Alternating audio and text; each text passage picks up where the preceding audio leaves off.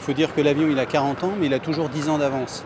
Il est inégalé, personne n'a réussi depuis l'arrêt des vols à refaire un avion comme ça.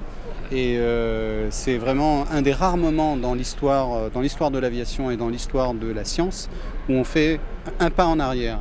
Parce que depuis qu'on a arrêté, on n'a pas trouvé mieux, on n'a pas fait mieux, ni au niveau de la voilure, ni au niveau des moteurs. Et ça, vraiment, on ne peut pas se le permettre, de reculer dans la marche du progrès humain. Et donc, je pense que c'est qu'un temps d'arrêt et que ça repartira d'une autre manière, mais que peut-être le Concorde, tel qu'il est là, sera une démarche pour repartir sur un supersonique d'affaires ou pour d'autres choses, une fois qu'on aura trouvé le moteur qui peut maintenir le supersonique pendant plus de 2 heures. Concorde est à l'image du XXe siècle.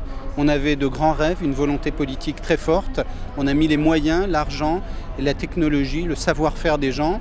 Et tout ce qui a porté la France et l'Europe dans les années 70-80, tout ce qui permettait de dire on va faire de grands projets, et bien comme à l'image du XXe siècle, est retombé à cause des politiques à court terme, de la rentabilité à tout prix, et voilà. Et en fait, ce qui a arrêté le Concorde, c'est moins ses capacités de vol, puisqu'il les a toujours et il est toujours inégalé, mais c'est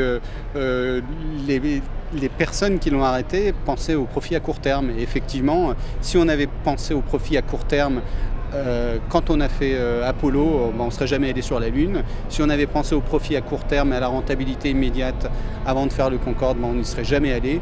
Et si on n'avait jamais fait le Concorde, on n'aurait jamais eu d'Airbus et on n'aurait jamais eu d'industrie aéronautique comme on l'a en France et en Europe. Donc ça, ces grands rêves qui sont tenus par des scientifiques, des politiques, etc., sont nécessaires au progrès de l'humanité, mais non seulement nécessaires au progrès de l'humanité, mais nécessaires à l'emploi, au développement scientifique, etc. Et je crois qu'on est à une époque où c'est la finance qui gère tout, et la rentabilité à court terme, on va bientôt en voir les limites, parce que à force d'être rentable à court terme, on ne crée plus rien, on n'a plus d'imagination, et tout s'arrête.